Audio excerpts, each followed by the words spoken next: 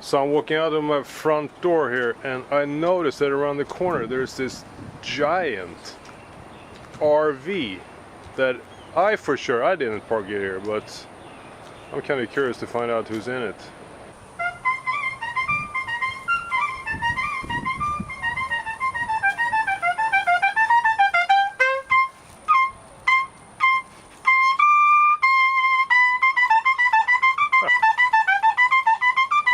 Hey, Dominic! Oh my goodness, Thomas! Ah, mon ami! Ça va? I'm good. You heard sounds coming from this mobile? I did. I came out from the front door. There's a big RV in my driveway. Oh my goodness. And you're here. Can I come in for a visit? Sure. Fantastic. A mess. You know, my house is a mess too, so that's okay. I'm just waking up. Yeah. That's awesome. And playing the Brandenburg as the first thing Yes, in the morning. warm up. That's a good warm-up, yeah.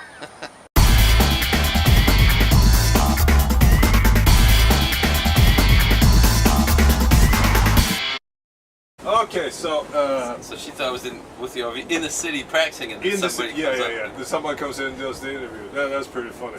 So okay, so we got. Hopefully, you know, I'm not a really technical wizard with these things. I'm like the amateur. Just like me with this. Yeah, exactly. So if one camera shuts off or I don't get anything, we'll deal with it. But so anyway, this is for the new episode of Trumpet Jerks. So I'm here with. Let's see if I got this right. Firefighter, race car driver, mountaineer, author, entrepreneur, magician, zen-master, and musician, and now you're also the H2O sort of acting principal trumpet, Dominic Derasse. And so you're a true trumpet jerk then. Oh wow. In every sense, you've done all these things. Well, so yeah. They don't all have to do with trumpet. They don't, but yeah. But I'll credit Carmine Caruso for actually allowing me to do a lot of different things in my life that sort of came after him, came easy in a way. You know? So you're a student of Carmine, and obviously you're. I mean, it's hard to know where to start with you, because you showed up here in Houston a few weeks ago. And we're driving an RV. Driving an RV. It's parked in my driveway, and we have this. We're playing these two operas right now: West Side Story and Norma. I don't think you can find two more different pieces. We're playing West Side tonight and tomorrow night, and then Norma on Saturday, and Sunday we got West Side. That's like very two different types of playing. And, but it's music. It's music, yeah. So I mean, I would say instead of two types of playing, yes, you could qualify it as that. But I would probably say it's two different types of music, but playing is the same instrument. Yeah. I mean, well, C trumpet or B flat, but still, you know, there's just choices for the repertoire. But yeah, exactly. when it comes to trumpet, you just play trumpet, and then if you play any of the music that you asked to play, then it's great. You just have to understand the music, but playing the trumpet part should not be that should a hindrance. Exactly, yeah. So let's try to figure out where you sort of came from. So you're born in Nice. Actually, I was born in Paris. You're born in Paris. But I call Nice my hometown because up until I was 10, my family traveled pretty much all over the world, and then we settled in Nice when I was 10. Okay. So then that's really where I settled and called that home. Okay, so what I just can't understand is why, you know, you live in Nice, which it's in the name. It's nice, right? That's right. Yeah, they make t-shirts. Right. Yeah, I have t-shirt. Nice is nice. Yeah, exactly. I should have worn one. Yeah, it's right on the Mediterranean. Why in the world would you move to the United States? But well, actually, we need to probably start before that, because you picked up the trumpet when you were little, like most of us. I actually started trumpet too. So, but in Nice when you were little, and then it went like this from there, right?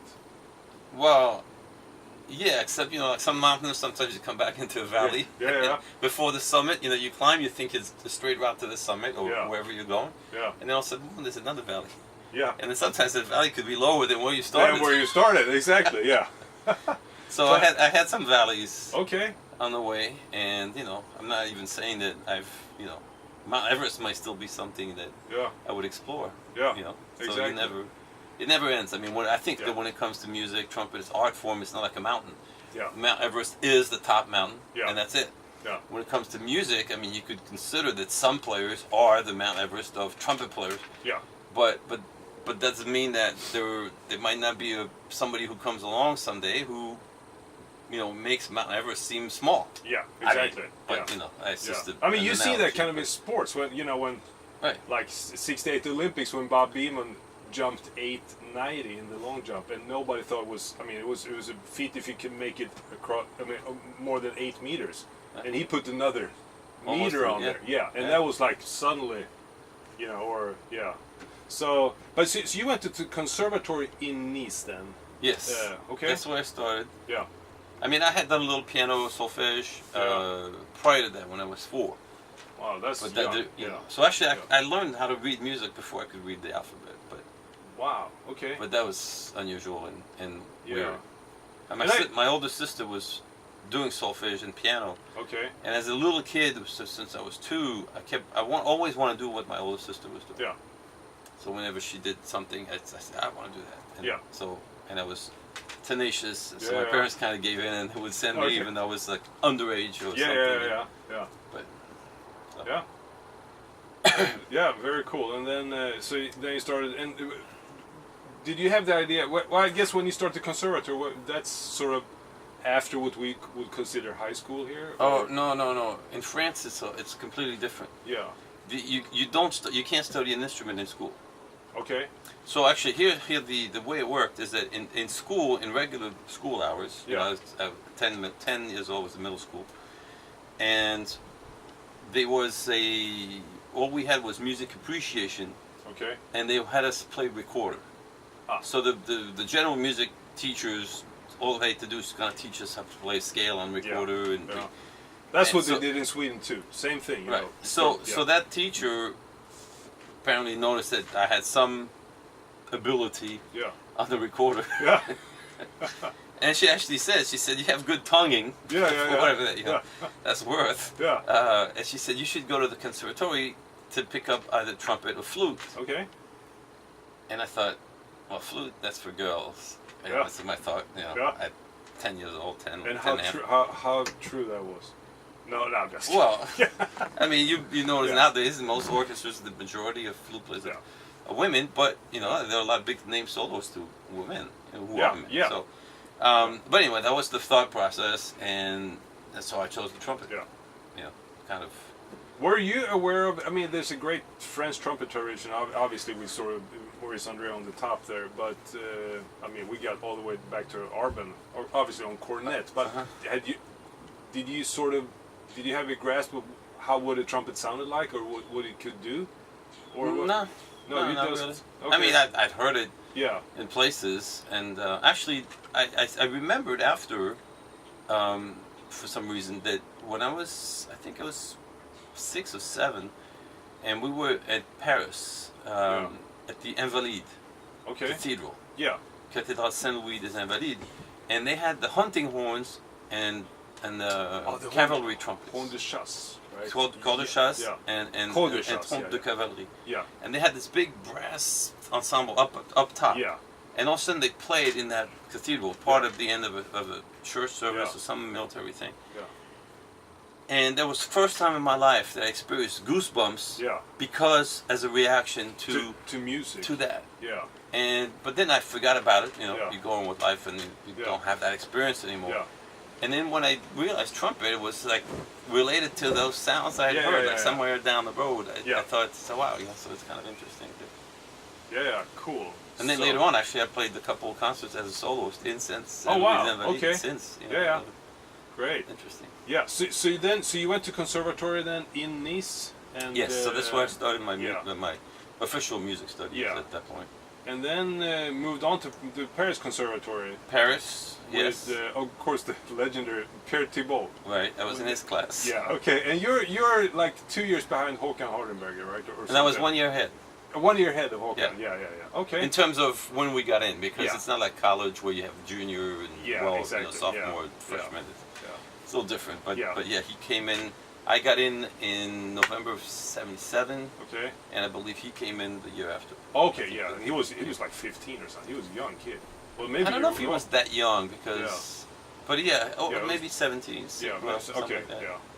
Now I remember, Pierre Thibault came to when I went to school in Gothenburg, and our teacher, the trumpet teacher at school, Bengt Eklund, he brought him over from Paris, and my memory, he was the soloist with our brass band, the Gothenburg brass band. Uh-huh. Of course, I don't think he's ever heard it, like a British style brass band, but he was supposed to be the soloist with us, and my big memory was like, obviously he was smoking constantly, like in rehearsals, lessons, everything. He was like, and then put the put the cigarette there, and you play, and then smoke, and his tonguing was like, it was like a machine gun, basically. That's kind of what I remember. Uh-huh.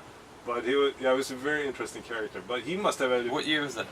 This was in late 80s. Oh, okay. Yeah. So he was. I think he was still at the conservatory. Yeah, he stayed there for a long time. Yeah. And and he came in. He was pretty rough guy from what I remember. And he was pretty tough to the trumpet players. He was like, oh, no. Yeah, oh yeah. But he must have had a pretty big impact, like on trumpet playing in general in France that time, or. Well, I mean, it depends what you call impact. Yeah. The impact could go both ways. Yeah, exactly. You know, so in a way, I mean, I don't necessarily want to get too deep into Yeah. that. But topic. How many teachers were at the conservatory Two. at that time? So it was him and who was the Well, other? when the first year when I got in, it was Pierre Thibault and Maurice Andre. Oh wow, okay. And actually, I'll kind of say a little anecdote in a way. Yeah. A lot of people, I mean, would choose Pierre Thibault over Maurice Andre because Maurice Andre was never there. Yeah, he was out playing everywhere. So, and his sub was not necessarily highly regarded. Yeah. So a lot of people said, well, I might be in Maurice Andre's class, but if he's never there and I have to study with this other person, would choose, would prefer to sort of go to Pierre Thibault because he was there. Yeah. And but then after that first year, actually Maurice Andre quit. Because he kind of said, I could never be there. Yeah. And all that stuff, might as well just quit. And then Marcel Lagorce became the teacher. Who was that? Marcel Lagorce was principal in the Orchestre de Paris at the time.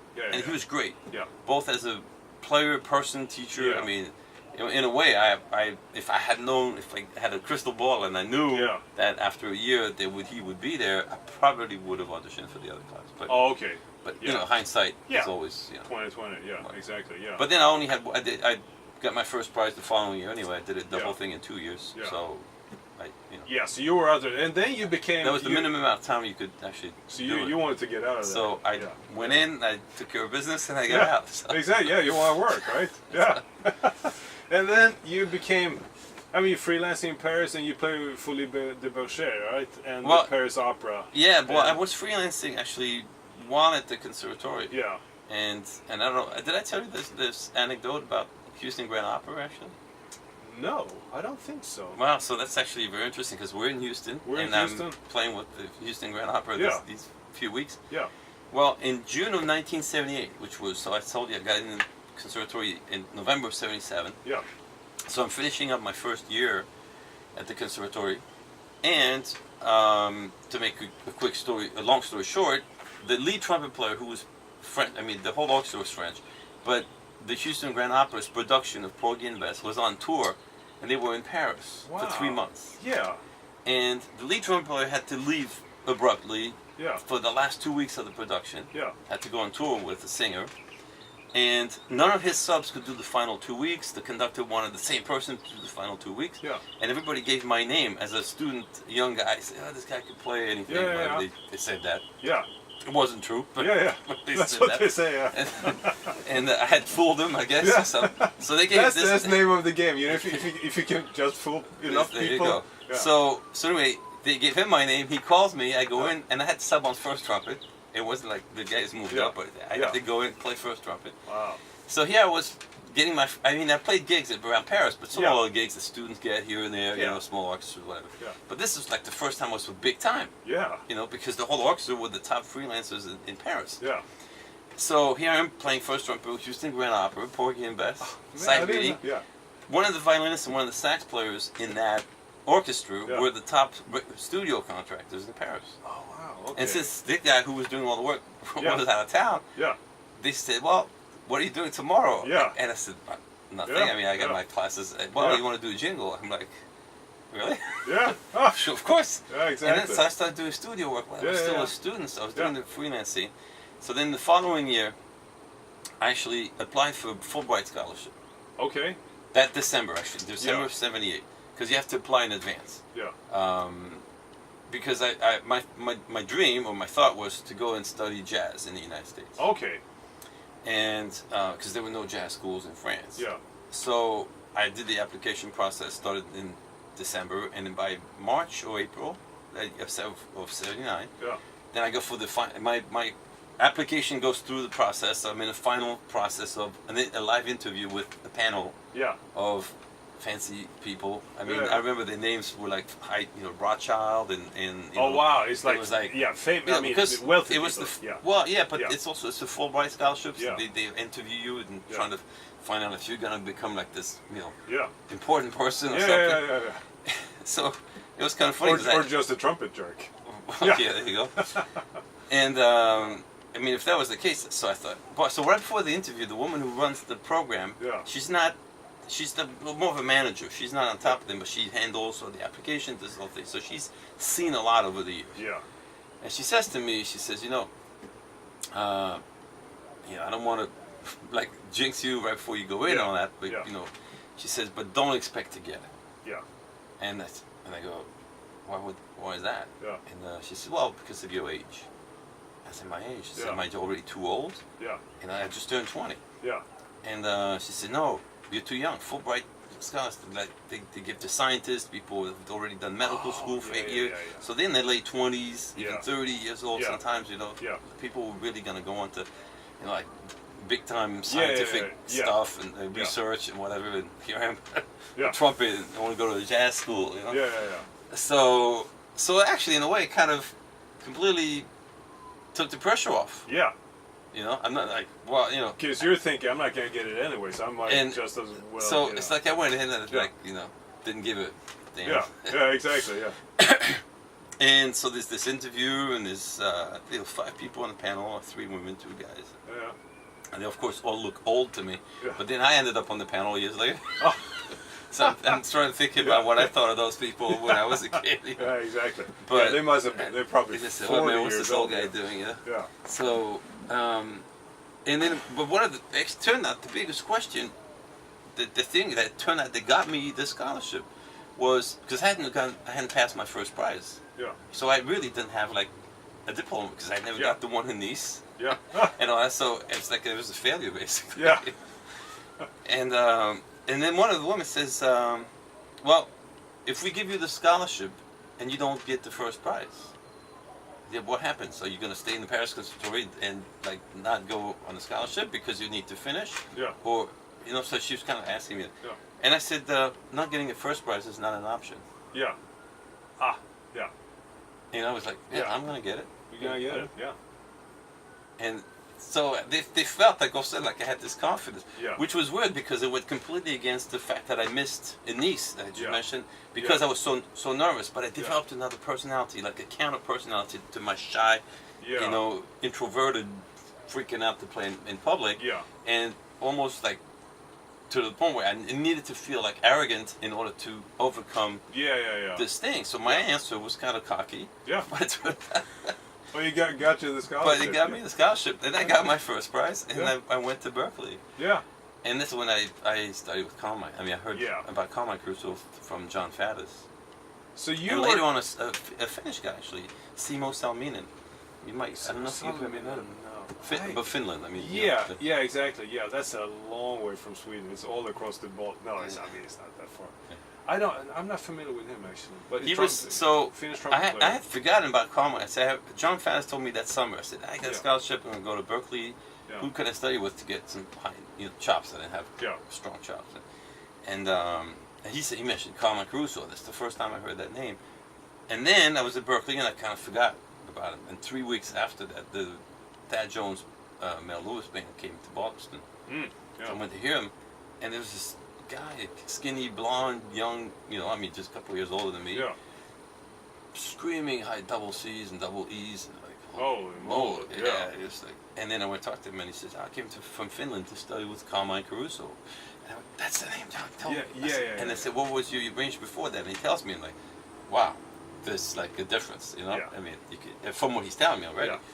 So I got Carmine's number from him. The next morning I called Carmine. Yeah. And then the rest is kind of history. Yeah. Like I said, you listed a number of things, but I would never have done any of those things if it hadn't been for Carmine and the approach and then the Zen part of things. Yeah, so that gave you, so studying with him sort of gave you the confidence and, or the sort of the non-fear of just going out and do other things. Well, is that like I mentioned, being cocky in that interview, for example, but I played that way too. Yeah. And with the trumpet, sometimes you get away with it because the trumpet didn't feel like, Yeah. But, so I used anger at myself, anger at the fact that I was nervous in performance to overcome that. Yeah, so the kind of the cocky attitude or like the arrogant attitude, because you see that, I mean, in brass players, I think especially. Right. Is that something that's, it can only take you so far, or is it's not healthy in the long run, well, right? I mean, it's not necessarily healthy in life, all that, because some people might look at you and say, oh, what's this guy think he is, whatever. And it's a facade, too. Yeah. In a lot of cases. Yeah. It's not deep, it's still not who I was, deep inside. Yeah. But I presented that side to kind of help me come through, in auditions and hard pieces performing and so on and so forth. Yeah. So, and anger actually does give you an energy. Yeah. I mean, think of like the Hulk syndrome. People talk about Hulk. Yeah. Why did he? I mean, it's supposedly fictional, but there is a bit of that syndrome that when you're really angry, upset, you're gonna find strength that you don't necessarily find. Yeah, you turn green and like Kermit the Frog. Then no, that's different. He's not angry. He's just a frog. He's just a frog. There are creatures that are green without necessarily getting angry. Yeah, exactly. No, but so you get that kind of similar but energy. then Carmine showed me through Zen, obviously, and things that you can actually get the same amount of energy without having to be angry and cocky and whatever. Yeah. But that self-confidence is inside, which is even better. Yeah. And then you're able to accomplish things without being a jerk. Yeah. Exactly. Even though we are doing a trumpet jerk, interview, but so no, it was amazing, and that's why I said that I was able to do a lot more with my life actually, because of that. But on the face of it, because I mean, you showed me some Caruso stuff. I worked on a few Caruso things over the years, and I mean, on the face of it, there's some very simple exercises. Like the 6 notes. There's basically nothing to it, and then you got the seconds, obviously, where you sort of increase your range, but they're very deceptively simple exercises. But how can those? I mean, you basically playing half notes and whole notes. Yeah. How can that sort of transform your life? Well, it's not just the half notes and whole notes, because think about I had you do the electric chair. Yes. And our viewers might, or your viewers might not know who, what that is. But and also showed you the one where the knees are this far from the ground, and or your plank, a yoga plank. Yeah. You might say that that's very simple. Yeah. But you don't even move. Right. When you do the yoga plank, you kind of So, but that gives you an amazing amount of energy, and the hard thing is to find out how to get that. Because in a way, the person who fights the plank, fights that chair, fights the knee off the ground thing, they don't last that long. Yeah. If you manage to get inside and find a way that you're breathing and you actually relax within the effort, that's when you can stay on a plank or something for an incredible amount of time. Yeah. I mean, and you develop strength too. I mean, there's that relationship. But that's kind of what happens when you do that. I mean, with almost anything. It's not just the brass. But okay. So my question is then. So basically, you're saying it's not just a physical thing. It's something that happens inside your body. It's all a combination. I mean, a lot of people say that the Zen motto is, "Don't think, just do." Yeah. Well, ultimately, yes. Yeah. You want to just do something, but the process between when you start something and that point where you get to just do. There is some training and some thought process that goes in there to a point where, but then you get to a point where you need to forget Yeah. The thought process. I mean, like for example, we didn't get into it yet because that's part of like the next lesson. But Yeah. how do you describe beginner's luck? Oh, beginner's luck. Well, obviously for me that would be doing something I've never ever done before. Right. But you know that's like, okay, let's say I went to a golf course and I just hit a hole in one immediately, just with having no clue what to do. But of course, the other thing would be though. But why is beginner's luck so prominent? I mean, so many Yeah. people actually have it. Yeah, yeah, probably because you don't. It's not that many people are just lucky. No, exactly. It's probably because then I know I sort of see where you're going with this, but it's like you don't have the preconceived. You haven't. You don't stop yourself. Yeah, you because haven't of putting yet thought told process in. yourself that I can't do it. Exactly. Because it's like, if I hit that golf ball, I have no sort of preconceived notion that I'm gonna miss it or I'm gonna do this and this. And once you get a little bit of expertise in something, you also start thinking Exactly. and overthinking it, and That's right. which of course that would be different than beginner's luck if I go and buy a lottery ticket. I've never bought a lottery ticket, but that's just pure chance. That's yes. But you're talking about something Because that like you do something that requires some skill, but somehow you do it well the first but time, exactly, and then after that, yeah. you kind of never repeat it, or it takes years of training and practice to finally get back to that moment of, oh wow. Yeah. But you know, starting to think about that, isn't that pretty common among musicians? Because I think a lot of people experience, you know, when they early on in their career they have some successes. Maybe they do well at an audition or something. They might not get the job, but they go into the finals and stuff, and they do well, and then things kind of start doing this a little bit. The sort of the beginner luck that you have early on when you're 22 kind of fades a little bit, and you can't figure out why did I do so well in these two auditions and now I can't. Well, because the first, let's say, another way to look at this. Yeah. The first time you take an audition, you don't really know. Yeah. And you get the finals because you're more relaxed or whatever. I mean, you don't necessarily put a lot of things. Yeah. But then you don't. Let's say you get the final, but you don't get the job. So now you all of a sudden you say, oh, you have that thing, that negative thing, because oh wow, instead of saying I went to the finals, you go I didn't get the job. Yeah. And that puts the thing on you. So like, oh wow, so now, man, what should I do to get the job? And now you're actually going for getting the job rather than just playing your best. Yeah. In some way. Yeah. And that the whole that slight difference. Yeah. And then you might not even make the finals because all of a sudden that whole thought process of that sort of somewhat beginner's luck in this case. Yeah. I mean, it's not because you're still playing an instrument that you've practiced for you practice years, it for years and years and years. But you put yourself. But the approach, it's all Yeah. about the mental approach. Yeah. And of course, it's almost like now that's turning into a cottage industry of how to actually play your best in an audition. I mean, there's tons of videos and stuff that how do you do well in auditions or when the kind of the pressure is on. Mm-hmm. But it seems like with Carmine, he gave you the sort of the confidence to sort of it was bigger than just going for that audition. Yes. Or that actually that I had gig. a really very very big conversation about auditions with Gunther Schuller. Okay. I don't know. Yeah, no, the French horn player, and I mean composer, composer, all-time musician. Yes, Yeah. he was the head of New England Conservatory. He was the head of the NEA for a while. Yeah, and then of course the third stream. I got some albums. He wrote that brass symphony that's on the third stream album from the 50s. So anyway, so great guy, and he was really against the modern day audition process. Okay.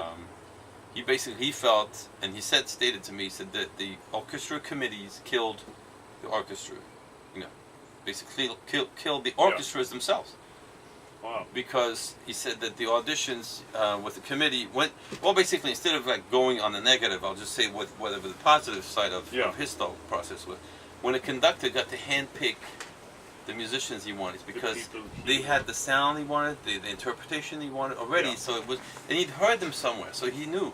And he would, the conductor, the old-time, like Toscanini, who put together the NBC Symphony, he picked players from all the orchestras he played in that he liked, and he created an amazing orchestra. Incredible orchestra. And if you think about what Gunther was saying, it's true that you would hear. I remember the years when I was a trumpet student and growing up, in listening to orchestras, and I would listen to 5 recordings of track 6, for example, and I could tell which one was by Boston with Roger Voisin, which one was by New York with Vacchiano, and Catterbeck in Philadelphia, and Bernie Edelstein in Cleveland, or Herseth in Chicago. Because each one of those. But nowadays, or since that, if you think of what Gunther Schuller was saying, it's true that you're going to listen to a CD recording, and it could be Houston Symphony, LA, Phil, New York, Phil, Chicago, or even London and European orchestras, and they sound.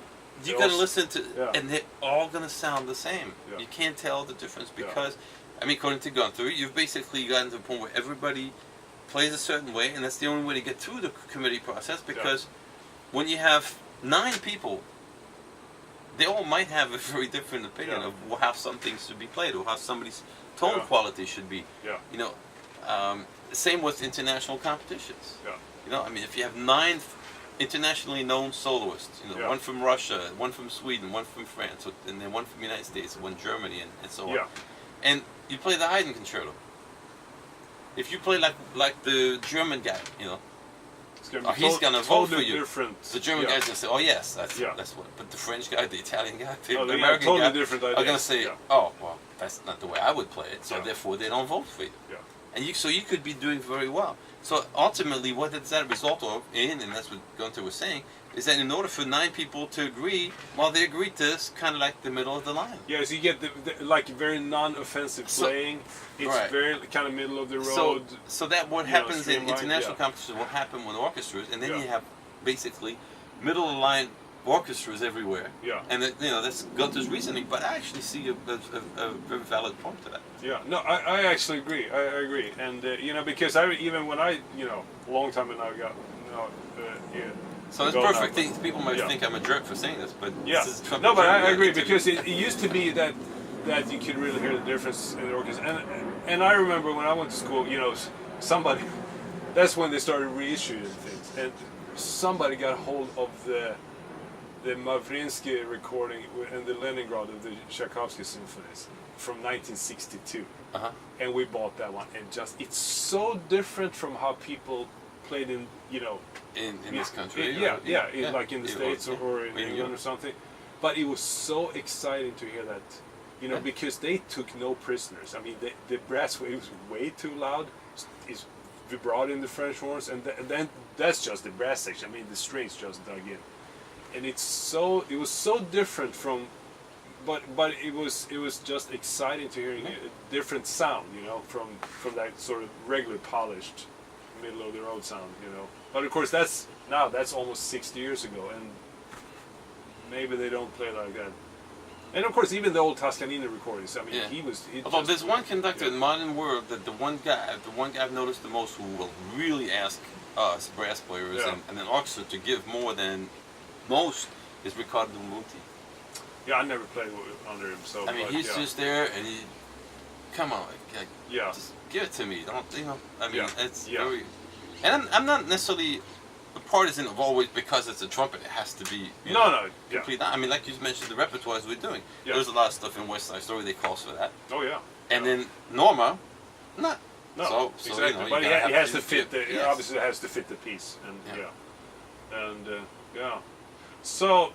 And when you moved to States, you worked with Carmine. You felt your range or overall concept getting sort of progressed, but you never really left the classical music field. You always sort of, kind of what I'm sort of trying to do. Play all kinds of music. Well, when I moved, I came to Berkeley. That was for 2 semesters. I had the scholarship. Then I had to go back, so I didn't move in. I just came and studied. And then I went back to Paris, and I developed, a lot better range and power with Caruso's technique. And I had already, as I mentioned before, gotten into some of the commercial world, recording work.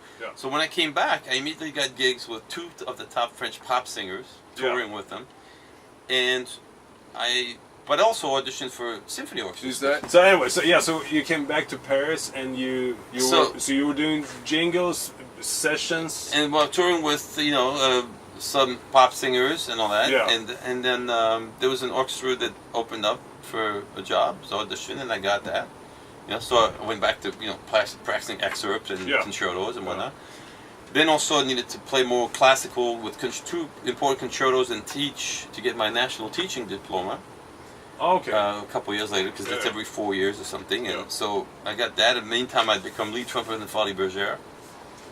Which is, for those who don't know, that's it's like a legendary show. It was the Folies Bergère and there was the Lido and Moulin Rouge. Moulin Rouge. Moulin Rouge was famous because of the movie. And yes.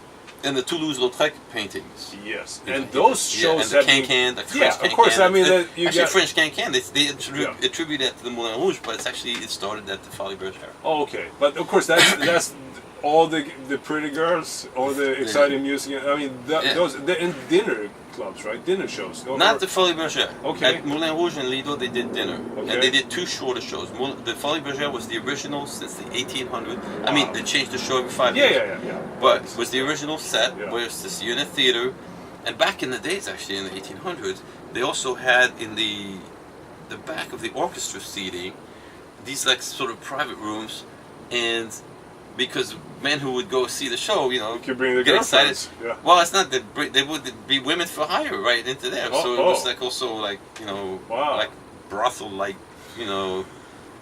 it was strange, but no longer when the. So that stopped. That stopped at some point. I don't know when. Yeah. It was way before I started. Yeah. But I got the job at 21. Wow, and that was like more like commercial, like big band show. Yeah. Totally, yeah. And at the same time, you were playing opera and orchestra. Yeah, and I was subbing in all the Paris orchestras and opera, and extras and how did it feel coming back from the States? You went obviously to Boston, but you were in New York. And did you feel going back home? Was it feel like a little? Well, I mean, I was in the States, but I was a student. Yeah. Remember, so and according to my visa, I wasn't allowed to work, but it was great because this Fulbright scholarship was like amazing. Yeah. It's like it covered everything, gave me stipend, I bought instruments, I paid for everything. It was just an amazing program, I should have to say. Yeah. And so when I went back, I had no comparison, so to speak. I hadn't done any. I mean, yes, the bands at Berkeley were great and all that. But you hadn't really worked in the States. No, I had not worked. But I came back, and because all of a sudden I had chops, people looked at me like, wow. I mean, those 9 months, like people looked at me like, wow, he's a different guy. So obviously it had an impact on me, but it ended up having an impact on other people who just went, shit. It's like in the movie when Harry Met Sally, what she's having. Yeah, exactly. So people were saying, man, you gotta tell us what happened to you over there.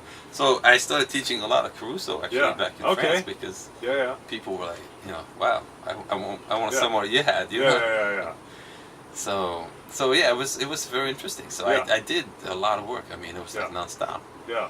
But that's also when I was making a lot of money. I was still young, and I pursued my other passion, which was racing cars.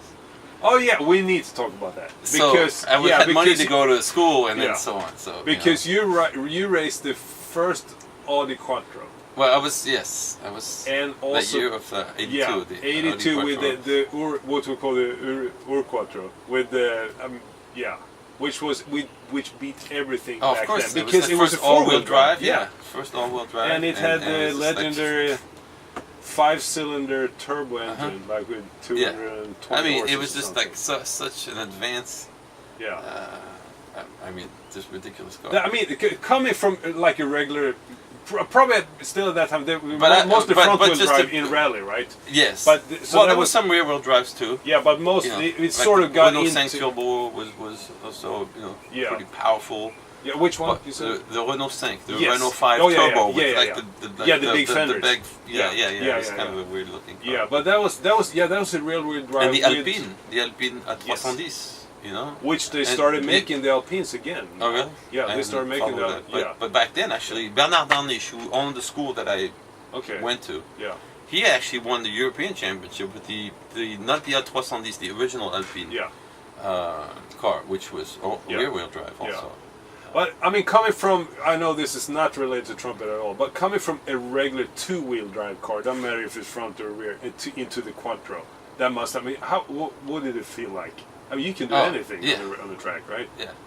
I mean, the best recollection was taking down on the ice track at Isola 2000. It's an ice track up in the mountains, 2,000 meters elevation. Yeah. And which is for Americans, that's 6,000 feet. Yeah, well, 6,600 feet. Okay, but 2,000 meters. And there's a nice racing track up there on ice. And that's where I met Walter Hall and Stig Blomqvist and Michel Mouton, and I met all these people because it was a challenge there, you know, and it was pretty cool. Yeah. But you put that on ice with studded tires, it's like the ice doesn't matter. It really is. I mean, you still managed to skid because you wanted to have, like, you know, the drifting and the hairpins and all that. But it was just. Yeah. So you basically beat everything. There's no car that could compete with the Audi. I mean, that's why they won. I mean, but just, you know, for the record, I got to race the Audi in the French Amateur Rally Championship. You know, was never a professional. No, but still, that's pretty. It's more than most of us have done. And then you raced Porsches. And then 911s or it was a 933 turbo, which is basically 911. Which was a beast back then because I mean, it was basically known as the Widowmaker because you get it. Well, you could go up to 90 kilometers an hour in first gear. Yeah. And 150 in second gear. I mean, this was like ridiculous. I mean, you just. It was back then. It was 300 horses, right? From a turbo. But I've driven some regular 911s, but I've never driven the turbo, which I heard it was like once the turbo kicked in, it was just absolutely dangerous. It was a beast. Yeah, it was a beast. Actually, the fastest I took that car was actually on the autoroute, on the highway, because you know, on the track, there's never a straightaway long enough to get to top speed with those cars, which is 275 kilometers an hour. So the only time I could do that was actually once on a regular highway. Because the owner, it was a funny story because of the reason I got to race the Audi the first year is because I won a challenge at the school that I had gone to. Yeah. And so that gave me racing, one season of racing in the amateur championship and being an instructor at the school.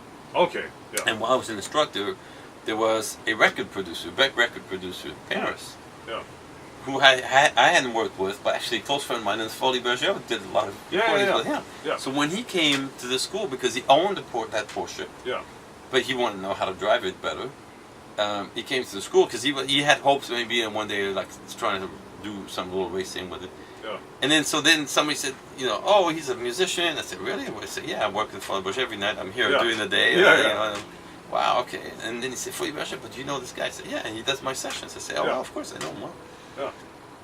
And then we stayed in touch, and then he said to me the following season, because I was doing the rallies at the time, and he said, oh, I'd like to put my car into a thing, you know, if you teach me more, sort of like on the side, you know, kind of thing, you know, with my own car, you know, maybe I'll enlist my car into this championship, and you get to drive it. Yeah.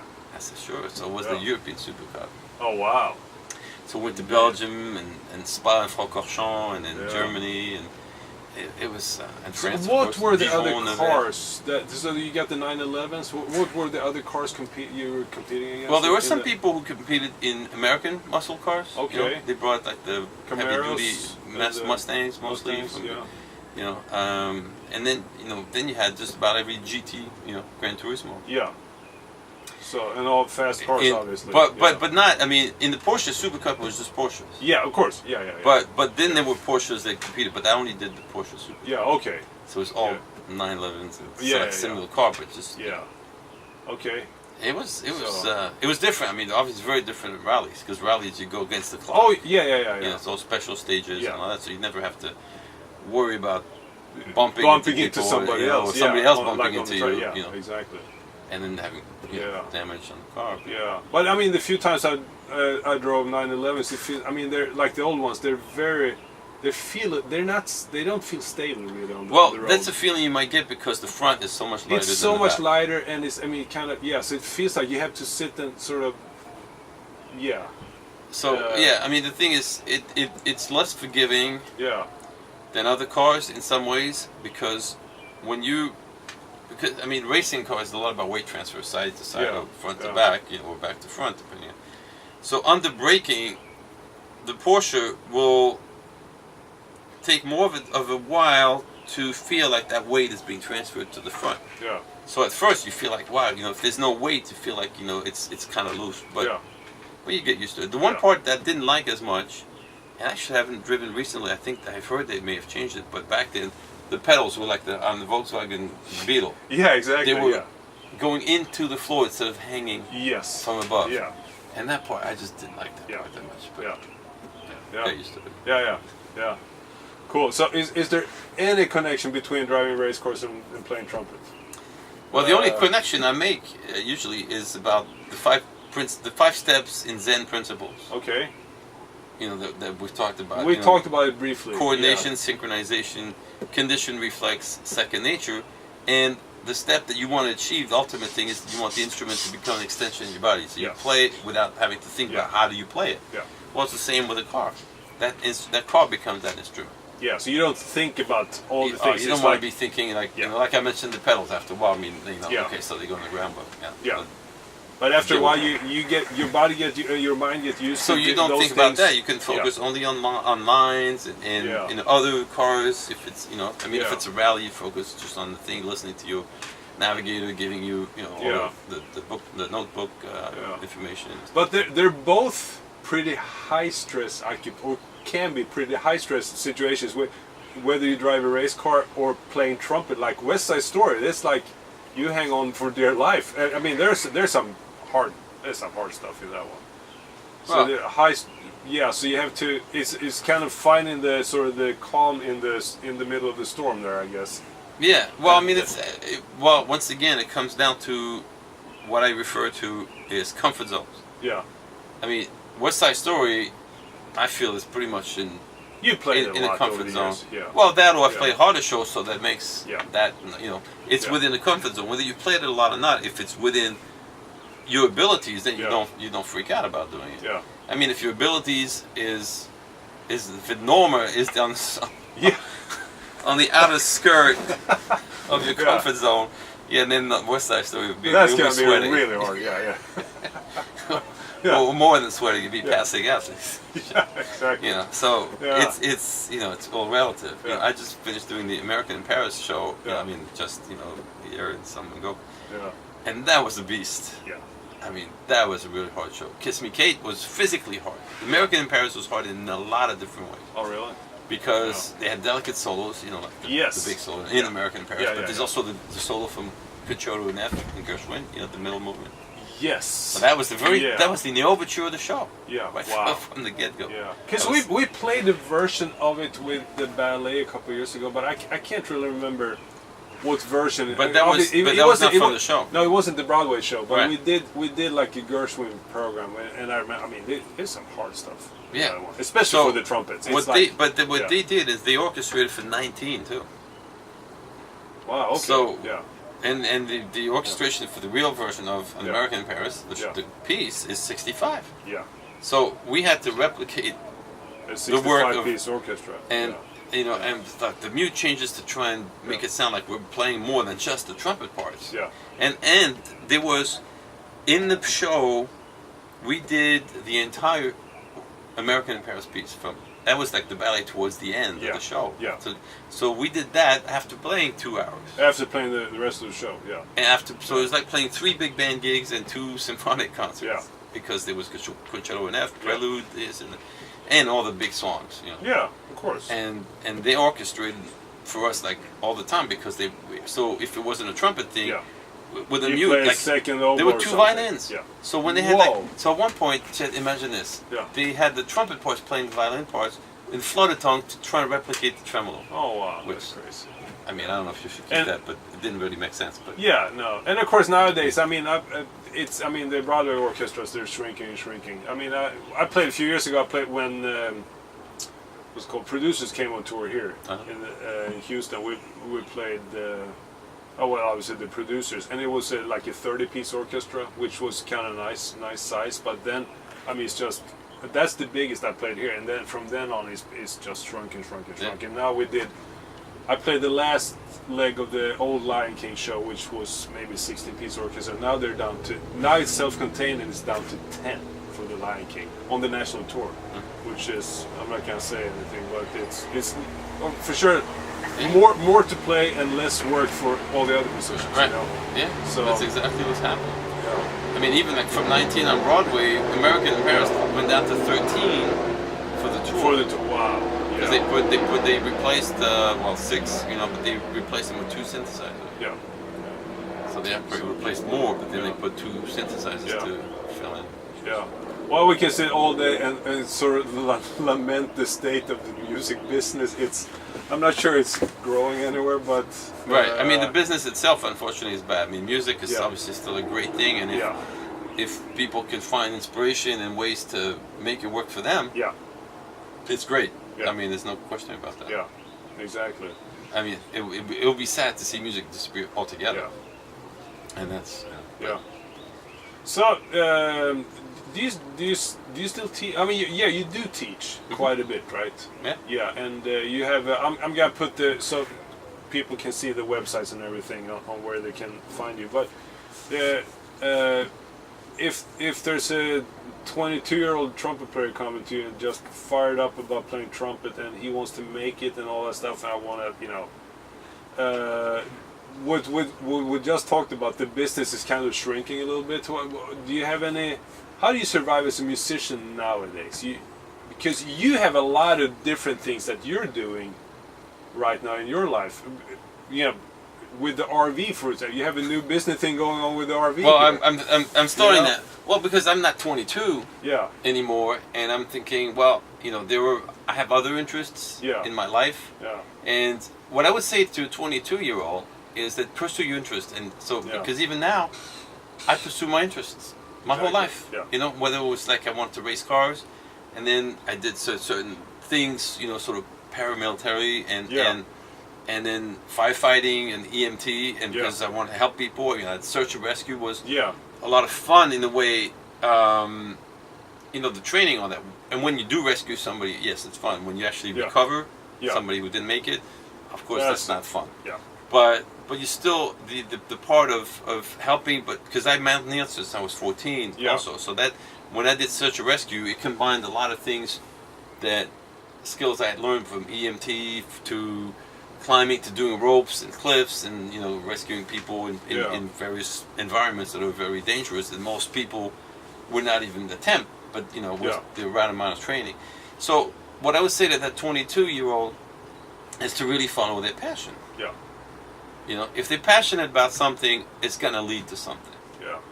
But if they're not 100% or 150% in some cases, it may not. But in today's world, you have to be aware that even your passion, like if it's in music, we still hope that there's going to be some of it, but it's just less work. Yeah. But there's still some. Yeah.